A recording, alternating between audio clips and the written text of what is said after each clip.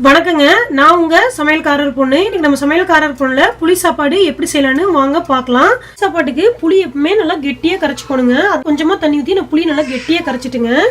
இது மாதிரி ஒரு வடிகட்டியில இது ஊற்றிடணுங்க.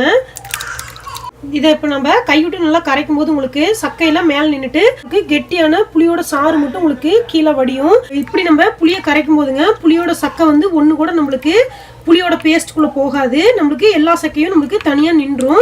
இது ரொம்ப ஈஸியான மெத்தடாக இருக்குங்க புளி வடிக்கிறதுக்கு. பார்த்தீங்கன்னா இவ்வளோ கெட்டியாக புளியை வந்து கரைச்சிக்கணுங்க. புளி காய்ச்சல் செய்கிறக்காக நான் அடுப்பில் ஒரு வடை சட்டி வச்சுட்டேங்க. அதில் கொஞ்சம் நல்லெண்ணெய் விட்டுக்கலாங்க.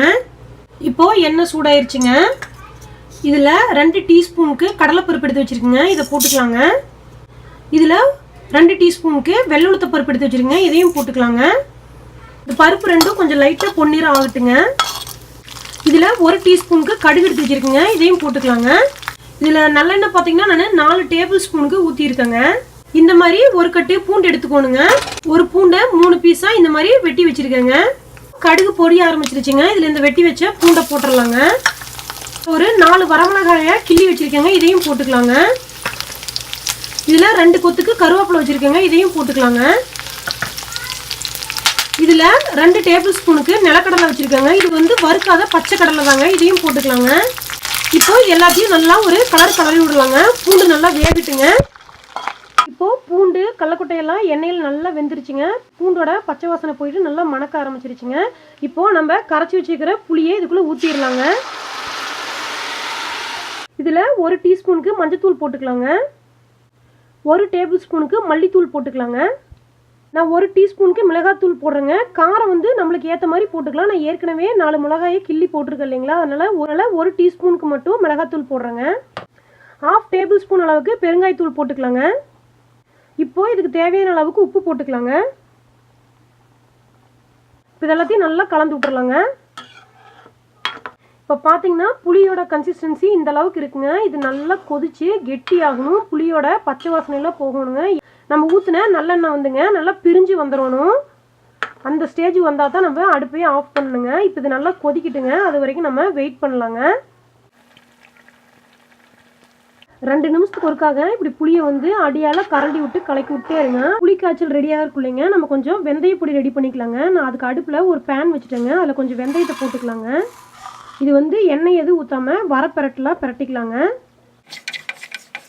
இப்போது வெந்தயம் ரெடி ஆயிடுச்சுங்க. இது கொஞ்சம் ஆறுனதுக்கப்புறம் நல்லா பொடியாக அரைச்சிக்கலாங்க.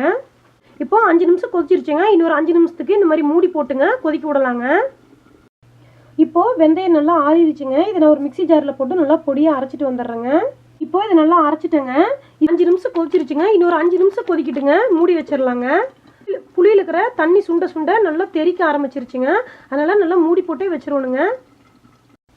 இப்போது 5 நிமிஷம் ஆயிடுச்சுங்க. திறந்து பார்த்துடலாங்க.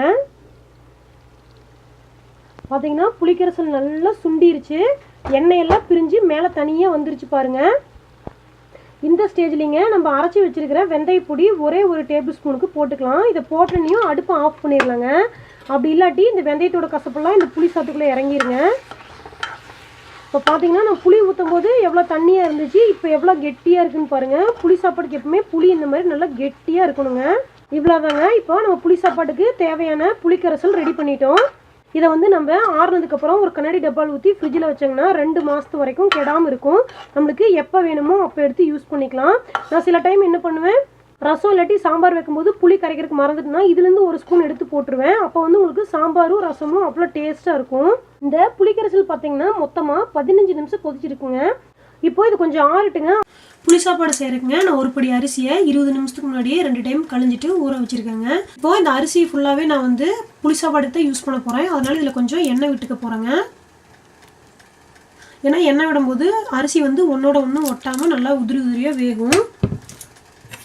இது நல்லா ஒரு கலரி விட்டுறலாங்க.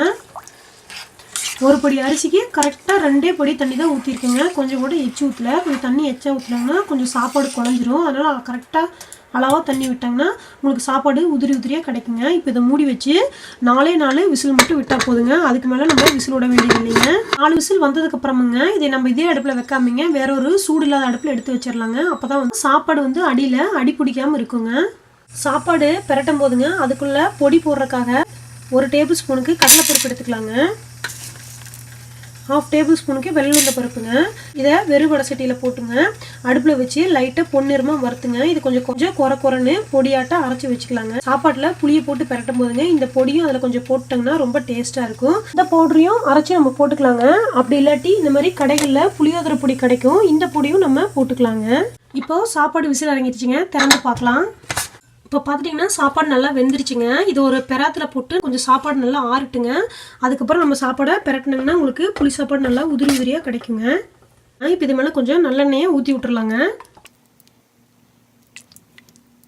ஒரு 5 நிமிஷம் இந்த சாப்பாடு நல்லா ஆறட்டுங்க. சாப்பாடெல்லாம் நல்லா ஆறிடுச்சுங்க. புளி போட்டு நம்ம சாப்பாடை பெரட்ட ஆரம்பிச்சிடலாங்க.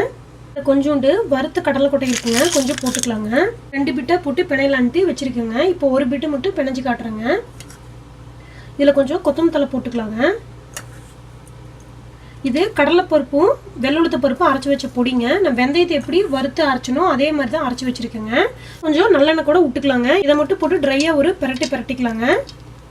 பொடி போட்டு நல்லா கலக்கியாச்சுங்க சாப்பாட்டில். இப்போ இதுக்குள்ளே புளிக்கரைசலை ஊற்றிடலாங்க. புளிக்கரைசலும் நல்லா ஆறிடுச்சுங்க. இதில் ஒரு கரண்டி முதல்ல புளிக்கரைசல் எடுத்து போட்டு நல்லா கலக்கலாங்க. அப்புறம் பத்தாட்டி நம்ம இன்னும் கொஞ்சம் போட்டுக்கலாம். கொஞ்சம் அகலமான பாத்திரமா இருந்தால் நம்மளுக்கு பெரட்டுறதுக்கு ரொம்ப வசதியாக இருக்குங்க. உப்பு கரெக்டாக இருக்கான்னு பார்த்துக்கலாங்க. கொஞ்சோண்டு உப்பு கம்மியாக இருக்குங்க, அதனால் வேணுங்கிற அளவுக்கு உப்பு போட்டுக்கலாங்க. இப்போ நல்லா பெரட்டி விட்டுறலாங்க. சாப்பாடை நல்லா பெரட்டியாச்சுங்க. இதை ஒரு பாத்திரத்தில் எடுத்து போட்டு வச்சிடலாங்க. கை நல்லா ஈரத்தை தொடச்சிட்டு நம்ம செஞ்சோங்கன்னா நம்மளுக்கு சாப்பாடு 2-3 நாளைக்கு கெட்டு போகாமல் இருக்குங்க. மீதி இருக்கிற சாப்பாட்டையும் நல்லா புளி ஊற்றி பெரட்டிக்கலாங்க.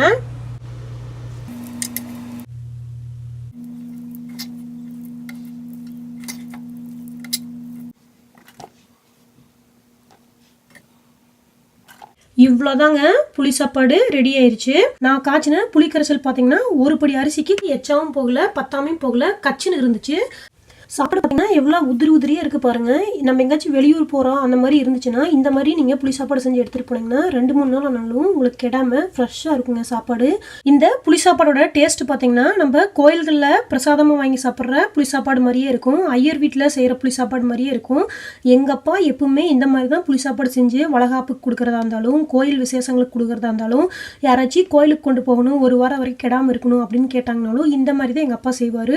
டேஸ்ட் அவ்வளோ அருமையாக இருக்கும். நீங்க கண்டிப்பா இந்த மெத்தட்ல உங்க வீட்ல புளி சாப்பாடு செஞ்சு பாருங்க.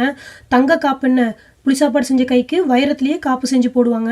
ரொம்ப ஈஸியா நம்ம பாரம்பரிய முறையில் புளி சாப்பாடு நான் உங்களுக்கு செஞ்சு காட்டிட்டேன். கண்டிப்பாக நீங்கள் இந்த புளி சாப்பாடை உங்கள் வீட்டில் செஞ்சு பாருங்கள். எப்படி இருந்துச்சுன்னு உங்கள் கமெண்ட்ஸ் எனக்கு சொல்லுங்கள். இந்த வீடியோ உங்களுக்கு பிடிச்சிருந்தா சமையல்காரர் பொண்ணுக்கு சப்ஸ்கிரைப் பண்ணுங்கள், உங்கள் ஃப்ரெண்ட்ஸ்க்கும் ரிலேட்டிவ்ஸ்க்கும் ஷேர் பண்ணுங்கள். நான் இன்னொரு சூப்பரான வீடியோவோட உங்களை சந்திக்கிறேன். தேங்க்யூங்க.